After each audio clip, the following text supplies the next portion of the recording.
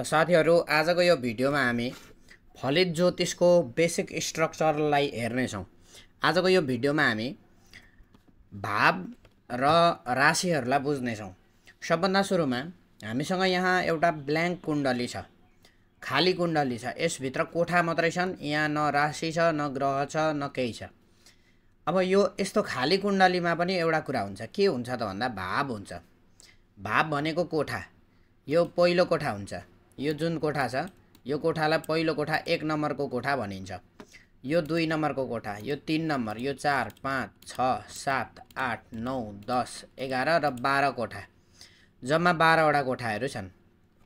अब यसमा यो पहिलो भाव जुन छ, यसलाई पहिलो प्रथम भाव भनिन्छ। यो द्वितीय भाव, यो तृतीय, यो चतुर्थ गर्दै द्वादश भावसम्म पुगिन्छ। प्रथम, द्वितीय, तृतीय, चतुर्थ, पञ्चम भाव, षष्ठम भाव, अष्टम भाव, सप्तम भाव, अष्टम भाव, नवम भाव, दशम भाव, एकादश भाव र द्वादश भाव।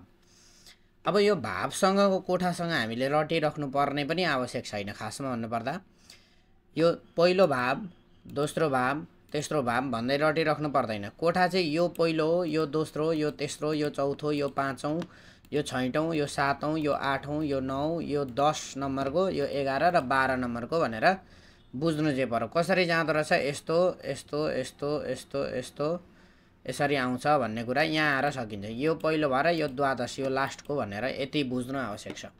यदि नम्बर वाइज हेर्ने हो भने जस्तै यो कुण्डलीलाई हेर्न सकिन्छ। यहाँ हेर्न सकिन्छ, यो 1 नम्बरको कोठामा 1 नम्बर लेखेको छ, 2 नम्बरमा 2 नम्बर लेखेको छ, 3 नम्बरमा 3 लेखेको छ, 4 मा 4, 5 मा 5 हैन। त्यस्तै 6, 7, 8, 9, 10, 11 र 12 यसरी 12 वटा कोठाहरू हुन्छन्। अब यो 12 वटा कोठाहरू चाहिँ चेन्ज हुँदैनन्। यो पहिलो नम्बरमा पहिलै नम्बरको कोठा भयो, जहिल्यै पहिलो नम्बरकै कोठा हुन्छ यो हैन। दोस्रो नम्बरको जहिले दोस्रो नम्बरकै कोठा हुन्छ। अब यो दोस्रो नम्बर चाहिँ यहाँ 2 हुँदैन, यो दोस्रो नम्बरको कोठा हुँदैन, यो द्वितीय भाव नै हो। यो कहिले पनि चेन्ज हुँदैन। तर यहाँ बसेका नम्बरहरू जुन छ, यो नम्बरहरू चाहिँ चेन्ज हुन सक्छ। यो नम्बर भनेको चाहिँ राशि हुन सक्छ। अहिले चाहिँ यो मैले तपाईलाई कोठा बुझाउनको लागि 1 नम्बर 2 नम्बर लेखेको छ यहाँ, यो राशि होइन हैन। तर यदि तपाईले कुण्डली हेर्दाखेरि चाहिँ यहाँनेर चाहिँ 1 नम्बरको ठाउँमा 2 नम्बर रहेछ भने यो चाहिँ द्वितीय भाव रहेछ भनेर लग्न, यो जुन छ यो पहिलो भावलाई हामीले लग्न पनि भन्छौं। यो लग्न भावलाई चाहिँ हामीले दोस्रो भाव रहेछ भनेर बुझ्न हुँदैन। पहिलो भावै हुन्छ। 1 नम्बर लेखेको रहेछ भने चाहिँ मेष राशि रहेछ हैन, पहिलो भावमा मेष राशि रहेछ। 2 नम्बर चाहिँ यहाँ पहिलोमै 2 नम्बर लेखेको रहेछ भने वृष राशि लग्नमा रहेछ भन्ने बुझ्नुपर्छ। पहिलो भावमा वृष राशि रहेछ भन्ने बुझ्नुपर्छ। अब हामीले एउटा कुरा के पनि बुझ्नुपर्छ भने ब्ल्याङ्क कुण्डली हुँदाखेरि यतिकै पनि हामीले चाहिँ पहिलो भाव कुन हो, दोस्रो कुन हो, सप्तम कुन हो, अष्टम कुन हो त्यसरी थाहा हुनु पर्यो है। जस्तै पहिलो यो, द्वितीय यो, सप्तम यो, अष्टम यो हो त्यसरी थाहा हुनु पर्यो हैन। सिधै भन्दाखेरि एकादश भाव कुन हो भन्दाखेरि यो हो भन्न सक्नु पर्यो। हो त्यसरी यो भाव चाहिँ सिरियल्ली थाहा हुनु पर्यो, कुन भाव कति नम्बरको भाव हो, कति कुन भाव हो भनेर है। यो भयो। अर्को कुरा भनेको यहाँ हामी हेर्छौं भने हामीसँग 12 वटा राशिहरू हुन्छन्। नेपालीमा राशिको नाम छ, यहाँ इंग्लिशमा पनि छ, नेपालीमा नबुझ्नेलाई इंग्लिशमा पनि लेखिदिएको छ। यहाँ हेर्न सकिन्छ मेष, वृष, मिथुन, कर्कट, सिंह, कन्या, तुला, वृश्चिक, धनु, मकर, कुम्भ, मीन यसरी जम्मा 12 वटा राशिहरू हुन्छन्। 12 वटाका राशिका नामहरू पनि हुन्छन्। यी 12 वटा राशिहरूका नाम हामीलाई सबै याद हुनु आवश्यक छ। मेष, वृष, मिथुन, कर्कट, सिंह, कन्या, तुला, वृश्चिक, धनु, मकर, कुम्भ, मीन भनेर हुँदाखेरि 12 वटा राशिको नाम याद हुनु आवश्यक छ। र यो 12 वटा राशिको नाम याद भइसके पछाडि नम्बरबाट पनि याद हुनु आवश्यक छ ज्योतिषको लागि चाहिँ।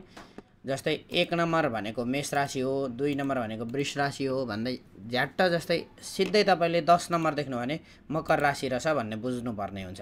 किन त भन्दाखेरि यहाँनेरि चाहिँ यो कुण्डलीमा चाहिँ यहाँ तपाईको राशिको नाम लेखिदिएको हुँदैन। यो 10 नम्बर यहाँ लेखेको रहेछ भने यो चाहिँ कुन राशि हो भन्ने तपाईले थाहा पाउनु पर्यो। 8 नम्बर लेखेको रहेछ भने कुन राशि हो भन्ने थाहा पाउनु पर्यो हैन।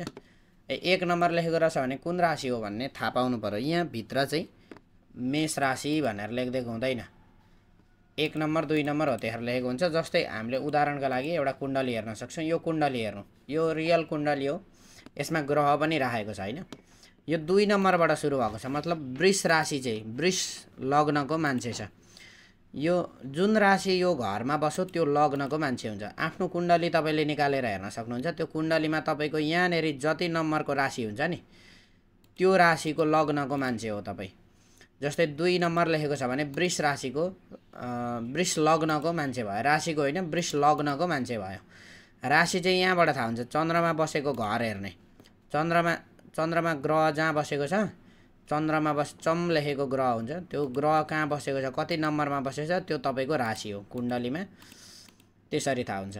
त्यस्तै अब यहाँ 2 नम्बर रहेछ, 1 नम्बरबाट त सुरु भएन। अब तपाईँले यसलाई लग्न भन्नु होला, यसलाई प्रथम भाव भन्नु होला, यो होइन, यही प्रथम भाव हो। तर प्रथम भावमा चाहिँ राशि चाहिँ चेन्ज हुन्छ। राशि चाहिँ अलग अलग मान्छेको कुण्डली अनुसार अलग अलग हुनसक्छ। जस्तै यहाँ अर्को कुण्डली हेर्ने भने यहाँ 2 नम्बरको ठाउँमा 3 नम्बर पनि हुनसक्छ। कसरी भन्दाखेरि यसरी यसमा हेर्न सकिन्छ 3 नम्बर लेखेको छ यहाँ होइन, अनि यहाँ 4 नम्बरबाट सुरु भएको छ मतलब पहिलो यी लग्न त यहीँ लेखेको छ होइन, मतलब पहिलो भाव चाहिँ यही हो होइन। तर पहिलो भाव चाहिँ मिथुन लग्नको मान्छे रहेछ यो भन्ने बुझ्न सकिन्छ होइन।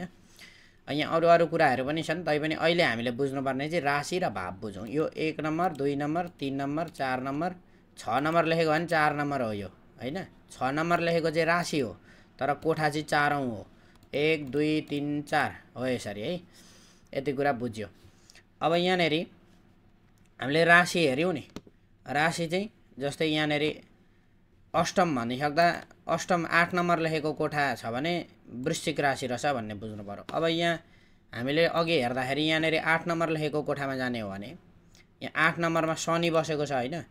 अब 8 नम्बर मात्रै लेखेको छ, यहाँ कुन राशिमा बस्यो त शनि भन्ने कुरा चाहिँ वृश्चिक राशिमा शनि बस्यो भन्ने कुरा थाहा भयो होइन, अष्टममा बस्दाखेरि हो, त्यसरी थाहा हुन्छ।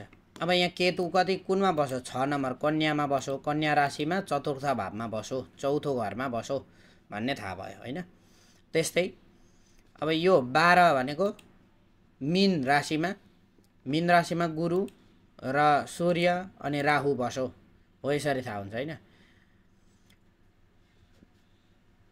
कुम्भ राशिमा कुन बस्यो, शुक्र बस्यो, बुध बस्यो। त्यस्तै वृष राशिमा मङ्गल बस्यो हो, यसरी थाहा हुन्छ। अब राशि चाहिँ नम्बरले मात्रै लेखिदिएको हुन्छ कुण्डलीमा। यो कुण्डली जुनै पनि कुण्डलीमा पनि यही कुण्डलीमा हेर्ने भने अब यसमा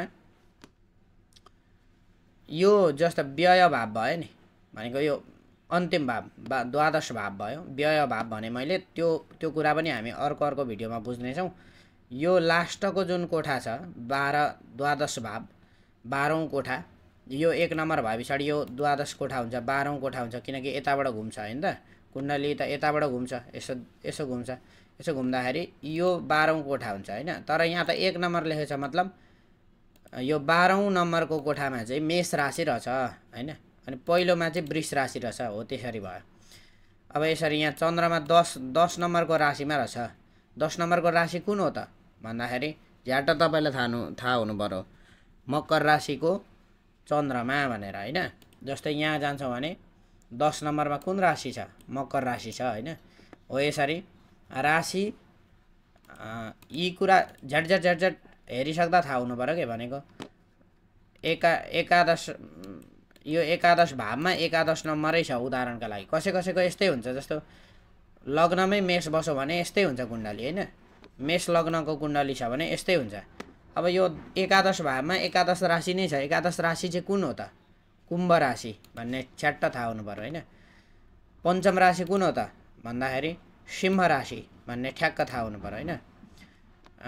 तृतीय राशि कुन हो त, 3 नम्बरको राशि मिथुन हो, त्यसरी ठ्याक्क थाहा हुनु पर्यो।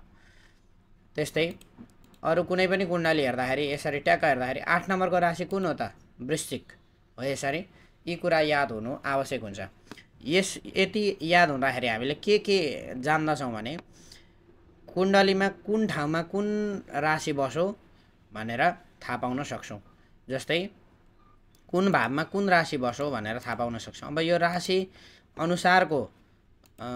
अनुसारको ग्रहहरू यहाँ जस्तै 3-4 वटा ग्रह एउटै घरमा बसेका छन्, यहाँ ग्रहहरू बसेका छन्, यी कुराहरू अनि फलितमा कसरी काम दिन्छ भन्ने कुरा। जस्तै मङ्गल 9 नम्बरमा धनु राशिमा बस्यो होइन। अब यो यसबाट चाहिँ यो राशि कुन राशिमा बस्यो र कुन ग्रह बस्यो अथवा कुन राशि मात्रै छ त्यसबाट पनि हामीले फलित गर्न सक्छौँ। त्यही भएर सबभन्दा सुरुमा चाहिँ यो कुराहरू रट्नु आवश्यक छ। यो बेसिक कुराहरू चाहिँ बेसिकमा के पर्यो त भन्दाखेरि पहिला राशि नाम सबै याद गर्ने, अनि नम्बर अनुसार मैले जस्तै 9 नम्बरको राशि कुन हो भन्दाखेरि ठ्याक्कै धनु भन्न सक्नु पर्यो। त्यस्तो दुईटा कुरा भयो।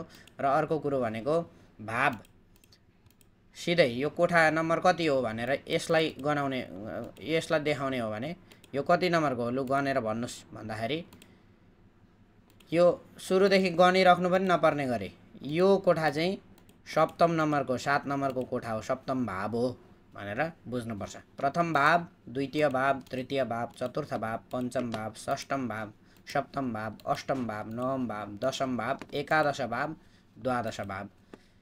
1 नम्बर, 2 नम्बर, 3 नम्बर, 4 नम्बर, 5, 6, 7, 8, 9, 10, 11, 12 हो। यसरी सबै कोठाहरू याद हुनु आवश्यक छ।